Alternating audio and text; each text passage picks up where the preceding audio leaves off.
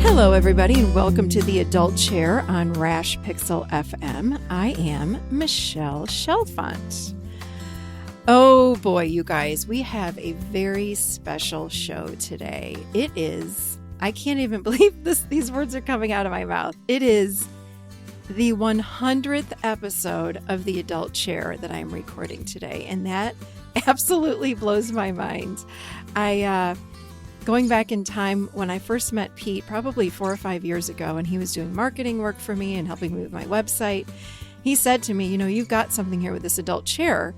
You could do a podcast on this. And I said, what's a podcast? and I said, I don't know. I don't even know what a podcast is. And anyway, obviously, that was many years ago. And 3 years ago, we started the Adult Chair podcast, and I thought, well, we'll do a few episodes and see how it goes. And here we are 3 years later, the 100th episode, which, oh my gosh, I want to just shout out to Pete Wright. He is my producer, and I call him my technology husband because he helps me with everything. He is the behind the scenes guy here, and I would not be here without him. So Pete, thank you, thank you, thank you. You wouldn't get this podcast, you wouldn't get newsletters, you wouldn't get so much. He's the behind the scenes guy, as is Sonia, my marketing assistant. So I feel like I'm the content producing machine, but I can't do anything other than that. So these two completely help me and get all the information to all of you. So thanks to both of you, but a special thanks to Pete, because without him, I would not be here and you would not be hearing me right now. So anyway, with that said, the Adult Chair episode 100 is going to be today about self-love. When I think about where this model even came from and what my mission is, it was my own healing journey that got me here. It's 25 years. The Adult Chair is 25 years of my own journey and helping me learn how to love myself. And that's where the Adult Chair came from. It's all these years of my own learnings under one roof that we call the Adult Chair. So anyway, what a perfect topic to talk about today. So today I am going to talk about cultivating self-love. How do we do that? And we're going to get into it in a minute. But first, you can find out and learn more about the show at theadultchair.com. You can subscribe for free by signing up for a mailing list, or find us anywhere that podcasts are served with a quick search for the Adult Chair. That's all you got to do. Put in the Adult Chair and that'll pop right up. You can join the conversation on Facebook or Instagram, or it's kind of shocking. We're now on Spotify, and I think all of you know we're in an Insight Timer. And if you go into any of these places and put in the Adult Chair, this information pops up. And also don't forget to request to join the Adult Chair private group on Facebook. This is a place where we get to be vulnerable and really be ourselves, and it's private. Nobody sees it but the people that are in it. And gosh, we share and we practice and we comment on what's going on in our own lives. And we get such beautiful comments and posts in that group. It's all about living with vulnerability, living authentically, and living in your Adult Chair. So it's the best. It's one of my favorite places to go in and visit every day, the Adult Chair closed private group. Okay, one more big announcement. Because I was harassed by so many of you, I have put one more class, Adult Chair group, on the calendar in Nashville. It's going to be April 28th and 29th. It's Saturday and Sunday. So please come join us. I've already had a bunch of people sign up, so I know that there's a demand for it out there. So come and join us April 28th and 29th and come learn how to live in your Adult Chair. I had some beautiful comments when I was in Delray Beach a couple weeks ago now, and people said, we've learned so much from the podcast, but taking the class or the workshop, it's like you start to integrate it, you start to live it. It's different when you are in that group because there's so many great questions and lots of experiential learnings, guided meditations to take you very, very, very deep. And there are lots of tears, but they're good tears and lots of good processing. So come join us April 28th and 29th. All right, here we go.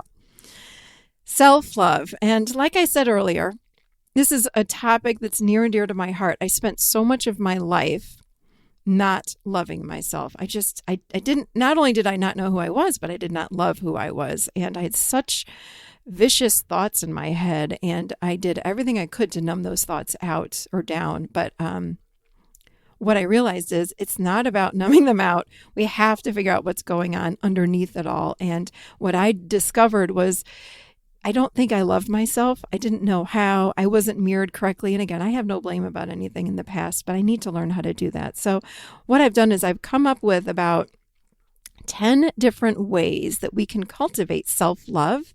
And of course, there are hundreds, but I've come up with 10, what I feel like they're pretty easy things that we can do and incorporate into our lives. Of course, we have to commit to doing them, but they really will start to change who you are and help you also to begin to love yourself. So, all right, I'm going to jump right in here. Number 1, we need to start being gentle and kind with ourselves. I find we are vicious at times with ourselves. I mean, most of the time, like if we make a very small mistake, we jump all over ourselves, and it's not good for us. It's not good for us. It certainly does not help self-love. So just think about that for a minute. How many times throughout the day do you beat up on yourself? And by the way, we have choices over our thoughts.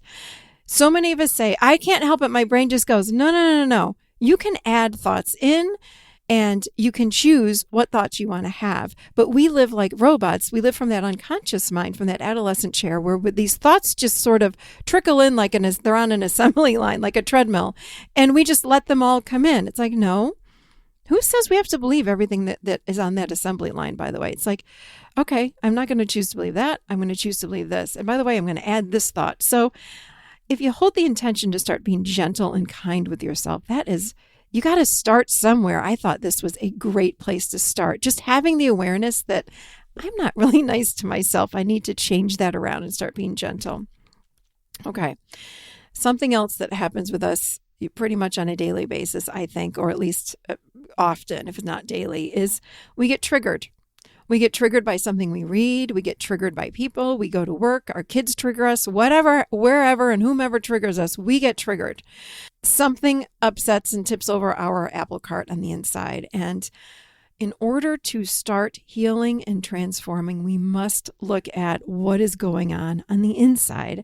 And that's shadow work. Shadow work is looking at the unconscious beliefs that are deep within that were formed, by the way, at from age 0 to 6. All these are so old. They're old unconscious beliefs. And when we're triggered, these beliefs want to come out and they want to reveal themselves. And we typically just shove them down or get mad at that other person. And I think so many of you know about and listen to that podcast I just did on triggers. Listen to that because that helps you to understand what you do with triggers and how do you do some shadow work.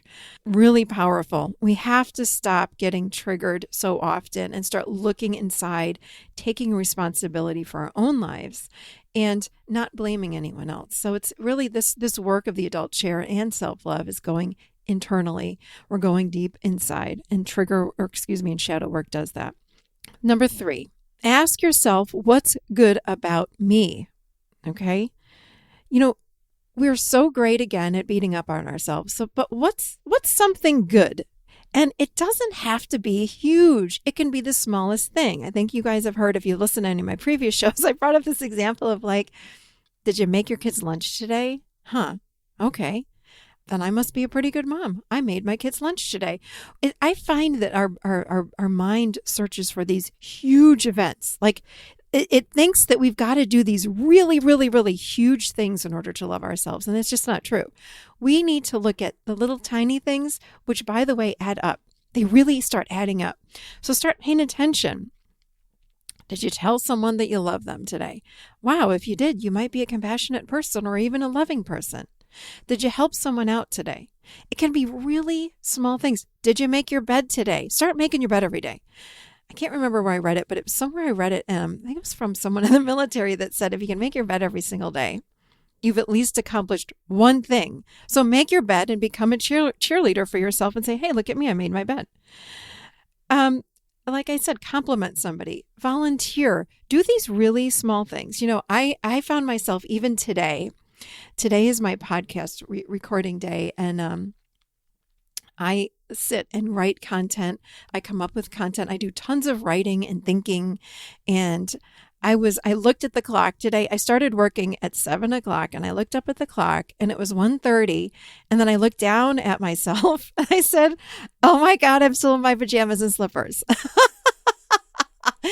And I thought, oh my God, I can't believe this. And I started going into stories, okay, about how bad I am because I'm still in my pajamas. And then I thought, hold on a second. I've been working my butt off all day and creating content and classes. I mean, I create so much material to then put out into the world. How is that a bad thing? So I had to go in and ask myself, wait a minute, this is a good thing. We don't need to beat up. I don't need to beat up on myself for this. There's no reason for it. So it's catching those thoughts, kind of like the very first thing that I said. It's like, catch those thoughts and then validate, like, what's good about what I did? I'm creating content. I'm putting it out for free as much as I possibly can, just because I love what I do. That's a really, really good thing. But don't think you have to do something huge like that. Who cares? So what? If you're in your pajamas and it's 1 o'clock, did you do anything good from 0 or from when you woke up till 1 o'clock? Think about that. So start asking yourself, what's good? What's good about me? And find some really small things. So even if you're in your PJs at 1 o'clock, go make your bed, then you've done one good thing. We need to start sorting for the good. And it's got to be an intention. If you're not intentional about it, your mind goes into that default robotic place and you won't find it. You've got to look for it. So be intentional about sorting for the good. This is a good one. And you've heard me say this often. Learn to observe your thoughts. Observe. This kind of goes with the first and the one I just said. It's like, who says we have to believe everything that we say? It's about learning how to meditate. It's when we believe everything that we are hearing in our heads, that's where this anxiety comes from. That's where our depression comes from. So you know what I'm going to say now, which is to meditate. Meditate, because meditate is a practice where we sit and learn how to observe our thoughts. It's just a practice. That's where people have meditation wrong. It's not about stopping your thoughts. It's not about meditating for an hour. In fact, change the word meditation. I think meditation in itself can be a very triggering word for people. What if you call it, this is my relaxation time, and it means you sit for 5 minutes, set your timer on your phone, sit for 5 minutes and just relax. And breathe with your eyes closed. And when you have thoughts, witness those thoughts. That's very much a term of the adult chair and, of course, higher spiritual teachings. Sit and observe your thoughts. Watch them go by. Watch them fall off a cliff. Watch them fly away. Watch them evaporate. Watch the ocean wave pull them away. Whatever you need to do, just learn how to watch those thoughts, and you'll start laughing because we have so many thoughts that are so silly. And what happens is we have a thought and we chase that thought and we think it's real. We have 90,000 thoughts a day. I mean, come on. They're not all true thoughts. In fact, most of them are not. And oftentimes, because of the collective consciousness, they're not even ours. So stop paying attention to every single thought. We have to become choosy. Pick the thoughts that you like and feel best. So meditation gets us in the practice of learning how to witness those thoughts. Number 5, what do you do for your body? So even though we're talking about creating self-love, this is part of you. It's your body. How do you take care of yourself? What do you do that's good for your body? Do you eat well? Okay, so if you don't eat well, can you incorporate eating some fruit? Can you incorporate eating vegetables? Can you drink water? That's probably the most important thing we all need to do more of. Drink more water. And when you're doing it, notice. Don't do it unconsciously. Do it consciously from our adult, which is I'm consciously drinking more water because I know it's good for me. That's a sign of self-love. Eating an extra vegetable, even if you haven't had veggies or fruit all day, incorporate veggies or fruit. Start shifting things little by little. You don't have to do a 180-degree shift. Do it little by little by little. What can I do today? Okay, I'm going to eat a fruit with my breakfast. Great. That's a sign of love. Do you exercise your body? Now, sometimes when I say this to people, they'll say, oh gosh, either they exercise like maniacs or they have like a good morning routine a few times a week. But some people say, I don't have time. Well, can you just for 5 minutes a day do some sit-ups, push-ups, get some little not barbells, those little handheld things, and just do that. Like do some very light weights every single day. Start small. You will be amazed at what develops when you just start small. Do you go and get massages? How do you take care of your body? Your body is part of loving yourself. What are you doing for the body? Massage. Hey, men and women can both get manicures, pedicures. Like that's something fun that we do for ourselves. It decorates the body. What else? I do myofascial massage, which is deep. It's sort of like not as deep as Rolfing, but gosh, my body loves that. I go every 2 weeks for 90 minutes. It's just something I do for myself. It does not feel good, but I know that my body loves it. So I do it for my body because I sit a lot. I think my body really enjoys that because when I'm done, I feel fabulous. So do something for your body.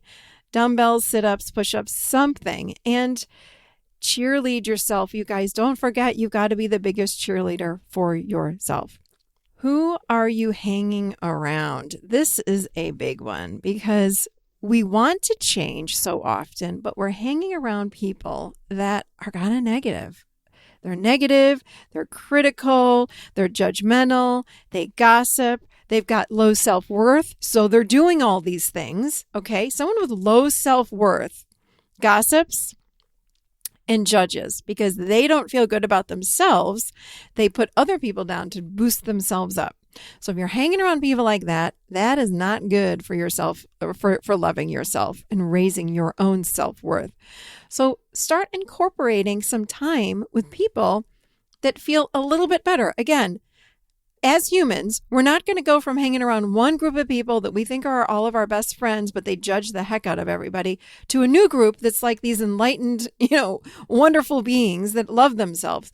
But how can you transition and maybe incorporate some new people into your life? Maybe you met someone and they seem kind of positive or you liked them for some reason. Go have a coffee, go out to dinner, go for a walk, go meet them at the park, go play tennis, whatever it is. Find that one person that feels a little bit better than these people with low self-worth that you might be hanging around. And go see how it feels with that person. And you'll notice you might feel lifted up a little bit.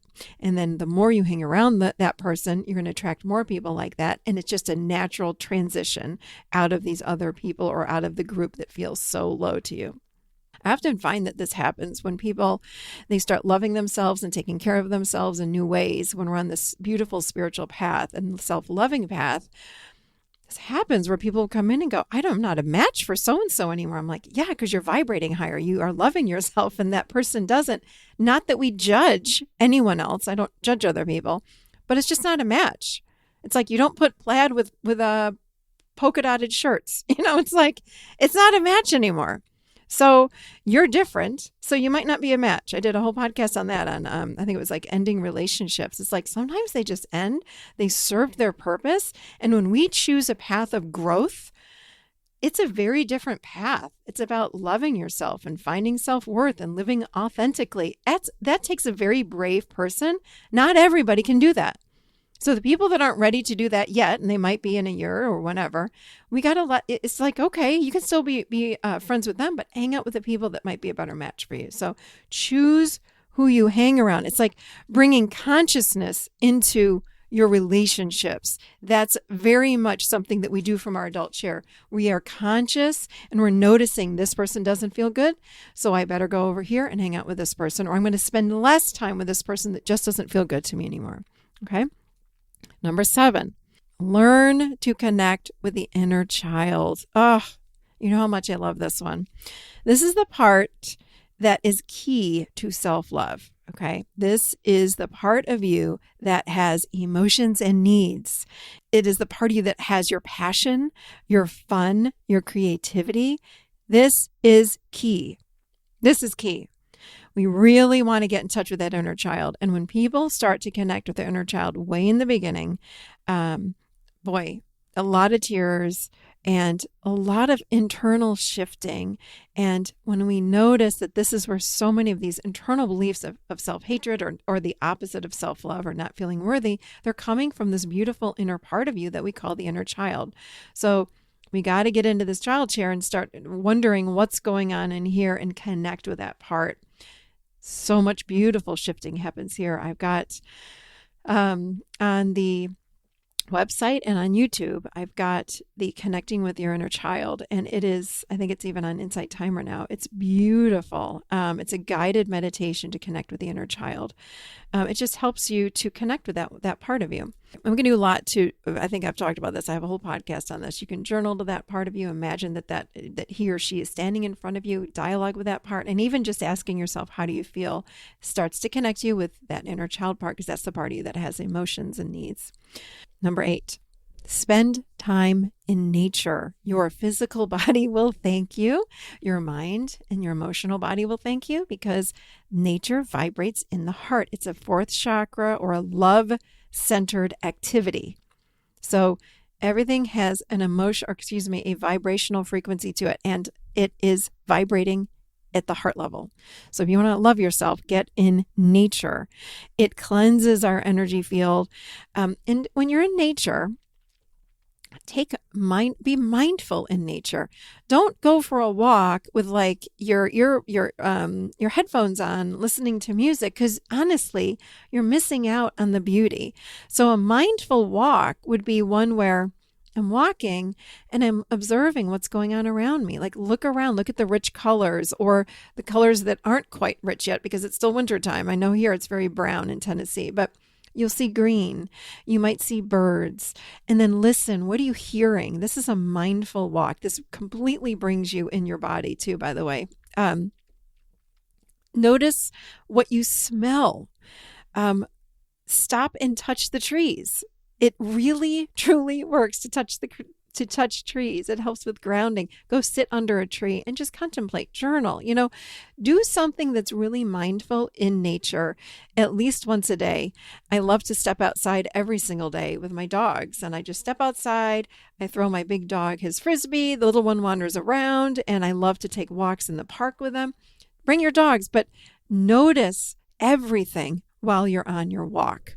The other thing I love doing is getting up in the morning and meditating outside. That's beautiful too. When the sun is coming up, there's so many rich, beautiful features, for lack of a better word, in nature that we miss because we're so distracted. We're talking to people. We take walks on the phone. Stop it. Just be present. Okay, speaking of touching trees, number 9 is grounding. Grounding. This helps us to love ourselves, okay? To be mindful and accepting of the self, to have compassion for ourselves, to raise our awareness, all of these key adult chair concepts that I just mentioned, we have to be in our bodies. So in order to be in the body, we ground. So taking that mindful walk is extremely grounding. We can do that earthing. Just be outside in your bare feet. Meditate. Get in nature. For those of you that don't know, and I draw this whole diagram out in my classes, but everyone thinks, oh yeah, grounding. And when I ask people, what the heck does grounding even mean? I draw a picture because so many of us don't know what exactly it means. So let me explain it to you. When you're walking around on the earth, your physical body's on the earth, but you have that beautifully energetic body that goes all the way around you. It's called your aura, your auric field. When you're grounded, the auric field extends about 2 feet outside of you, and it goes down into the earth. So think about a bubble all the way around you, down into the earth and all above your head when you're grounded. When you're not grounded, that energy or auric field or energetic body lifts up. So physically, you're still walking on the earth, but the energy body is not going down through the earth. That's what grounding is. We want the physical body to be on the earth and the energetic body to come down through the earth and underneath you about 2 feet into the earth. So that happened. And if that's not happening, we can't live in our adult chair. And you certainly cannot love yourself. You can't have self-compassion. You're not intentional. We need to be grounded in order to feel self-love. So very, very important. Okay, number 10, last one. Gratitude. Start a practice of gratitude. Unfortunately, our mind sorts for what's wrong, and we live from this adolescent chair. It's the egoic part of us, which is based in fear. Remember, it's the seat of the survivor. So it's always on guard and looking for how you're going to get hurt, how you're going to get kicked out of your tribe, all of these things. It's supposed to be there to help us to survive. But unless we are doing something like become mindful of it and not pay attention to it, remember, become witness of these thoughts, then we start buying into it and it does not put us in a very good space. But when we start incorporating gratitude, okay, gratitude is something we do from the adult, and it starts to change the neural pathways. They've done so many studies on the practice of gratitude. So again, when I ask people to start incorporating a practice of gratitude, they say, I don't have time. Just like when I ask them to meditate, which again, everyone has 5 minutes. And if you say you don't have time to meditate or to practice gratitude, then you need to do it twice as long, because that means that the adolescent part of you or the egoic part of you is on overdrive. So we need to do it more. So when can you be grateful? And again, you don't have to sit for an hour in gratitude. All I'm asking is maybe 3 to 5 things. And it can be so basic. It can be, I'm really grateful that I'm alive. And then feel it. I'm really grateful that the sun came up today, or that it's raining. I love the rain too. So I'm grateful because I love a good rainy day. Or I'm grateful that my children are safe. Or I'm grateful that I have a job. Or small things. I'm grateful I have food on the table. It can be anything at all. So find a time throughout the day that you can start to become grateful. So maybe when you first wake up in the morning, or even last thing at night, which is so beautiful to do it when you're falling asleep. Find 3 to 5 things that you're grateful for and just sort of sit and simmer in that energy of, oh, I'm so grateful, and feel it. Feel the emotions behind what you're grateful for. Like attracts like. If you're in that energy, you guys, it attracts more of that into your life. So we need to balance out this egoic part of us with adding in some gratitude. It really changes the game when you add gratitude. And when we practice it every day, this is what I'm saying. Think right now, when can you incorporate gratitude into your life? Maybe it's on your way to work. Maybe it's after dropping the kids off from school. I'm asking for 3 things. Who can't do 3 things? But you got to do it every day. Then it becomes a habit. Otherwise, you're going to do it for 2 days and it's going to be done. But if you want to learn how to love yourself, you've got to start doing it just a little bit every single day. It really is something that will incorporate much more self-love because you're looking again for the good. 10 things. I feel like that they're pretty easy, but you just have to apply them. Don't just listen to this and not do anything. Pick 1 or 2 out of the 10. I listed 10 things, and I really thought I found some ones that were easy to apply. You can start doing them right now. Go meditate. I think I've done a podcast probably on every single one of these topics. So if you go to my website, there's a search bar. You can actually type into that search bar whatever topic you want to learn more about or hear more about, and all the shows that I've done on that particular topic will pop up for you. So whether it's gratitude, meditation, grounding, connecting with the inner child, I've done podcasts on every single one of these things. And so you can have 20 more minutes on that one topic if that's the one that you really like. I can honestly say that after practicing so many of these things over the years, my inside voice of really just feeling like I was damaged goods and did not love myself has changed. Now, I'm not going to lie and say that I don't have some days where I'm like, oh, not feeling it today. But I can honestly say most days I don't fall into that place anymore. I really do. I would say that my baseline now is one of self-love. And again, over self-love, sometimes I can be lonely. Sometimes I can have a sad day or a sad moment. But my core now is much more of self-love than it ever has been in my entire life. And it's only because I've done these things that I just gave you, these 10 things. So good luck with this. I want to hear how you guys are doing with it. So please comment. I would love to see you and hear you on either in the closed group or on one of the social media outlets that I have. So today's podcast is sponsored by Audible. You can get a free audiobook download in a 30-day free trial at audibletrial.com/theadultchair. There are over 180,000 titles to choose from, and they're apps on the phone that you can listen to. And again, I don't care if you have the iPhone, the Android, Kindle, computer, whatever, you can listen to it on any of those devices. So the book that I want to talk about today, which is one that I recommend to my clients so often, is called You Can Heal Your Life, and that's by Louise Hay. And she, again, is just one of my many mentors, but transformed my life. I remember learning about her when I was 20 years old, so 30 years ago, and she's just amazing. So thank you to everybody who has subscribed to the show. You know, we don't pay to advertise the Adult Chair, so our growth is directly thanks to your excitement and the sharing of what we do here. So from all of us at the Adult Chair team, we just really want to say thank you, and we're so grateful for your support. We would love if you could go to iTunes and give us a review. That helps so many other people find us and learn how they can also transform and live in their adult chair. As well as you can just share the show.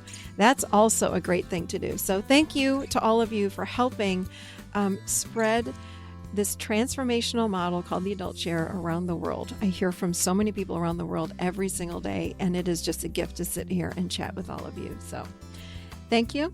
Thanks again to Pete Wright and Sonia. I am Michelle Chalfant, and I will see you next time right here, seated firmly in the Adult Chair.